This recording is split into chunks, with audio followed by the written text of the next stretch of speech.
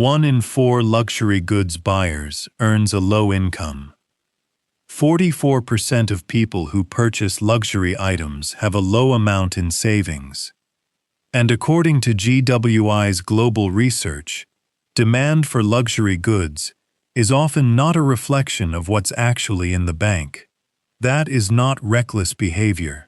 That is a specific psychological mechanism. And once you understand it, you will see it everywhere. In your own spending, in your friends, in the way brands price things on purpose to exploit it. Here is the mechanism, and here is the math it is costing you. Who is actually buying luxury goods? Start with who is buying.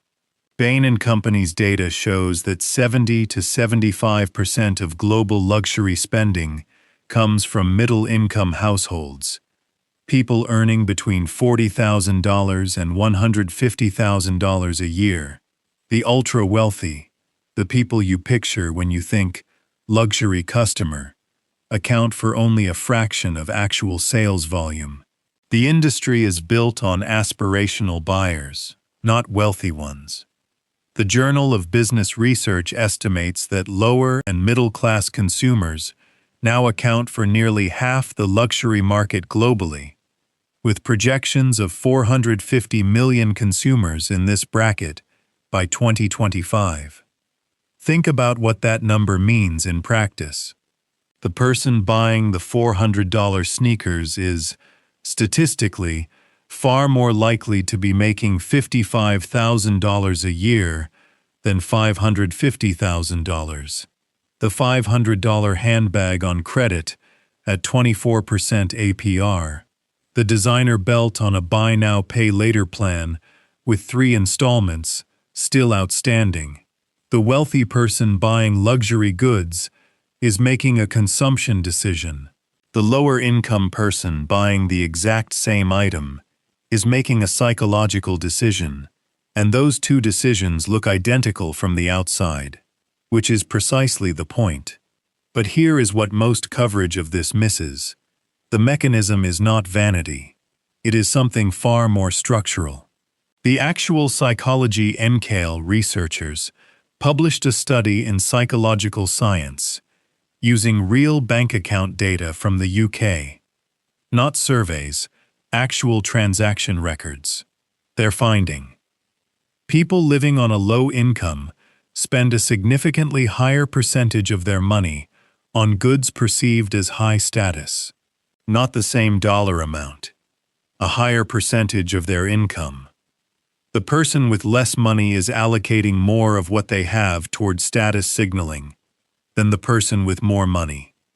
That is the counterintuitive core of this entire topic. Why? The research points to something called status anxiety, the chronic psychological stress that comes from feeling low in a social hierarchy. And the evidence for what drives it is very specific.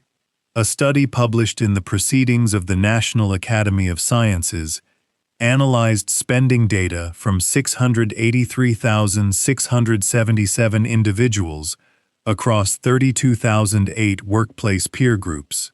The finding: workers at firms with higher income inequality spent significantly more on high-status luxury goods. Critically, this effect was strongest for people who had a high absolute salary but a low salary rank within their workplace. It is not poverty that triggers luxury spending. It is relative position. How you compare to the people immediately around you. If you earn $60,000 in a neighborhood where the median is $45,000, you feel wealthy. If you earn $60,000 in a workplace where the average is $120,000, you feel poor, and you spend accordingly.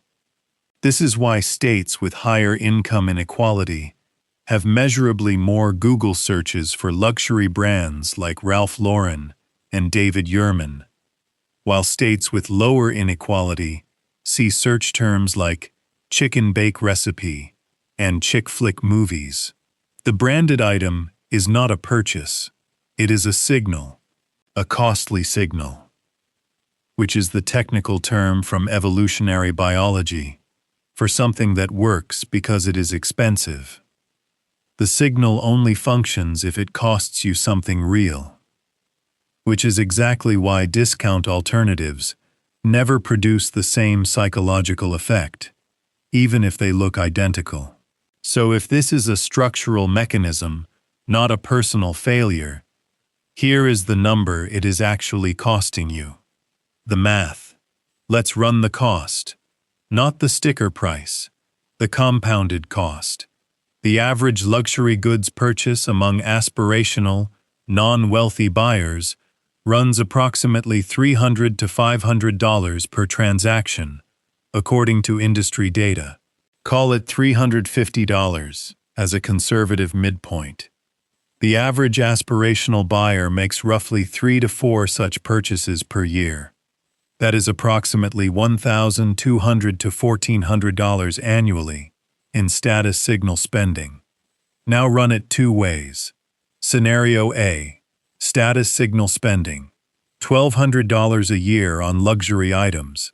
The item depreciates. In 5 years, the financial residual value of that spending approaches zero, except for a small subset of verified resale categories, like specific luxury watches or bags. Scenario B. Same $1,200 invested, $100 a month, into a basic S&P 500 index fund at the historical average return of roughly 7% after inflation. 10 years, $17,400. 20 years, $52,400. 30 years, $121,000. That is $121,000 from $100 a month. The same money currently buying status signals that depreciate to zero. And here is the layer most people skip. Much of this luxury spending is not even coming from income. GWI's research found that 44% of luxury buyers have low savings. Buy now, pay later adoption in the luxury segment grew significantly between 2022 and 2025 as brands partnered with BNPL providers to lower the psychological barrier to entry, which means a portion of that $1,200 annual spend is actually costing the buyer $1,200 plus interest, often at rates between 15% and 30%, depending on the service. At 24% APR, the current average credit card rate, a $350 luxury purchase paid off over 12 months costs $390. Paid over 24 months at minimum payments, closer to $435. The item that signaled financial success is being funded by a product that charges more interest than Warren Buffett has ever returned annually on his investments. Here is the reframe that changes the behavior, and it is not stop buying nice things. The actual takeaway is not moral, it is mechanical. Status anxiety is real. Relative position is real. The need to signal competence and belonging to the people around you is a documented human drive, not a character flaw. The question is not whether you spend on status. It is whether the specific form of that spending compounds for you or against you.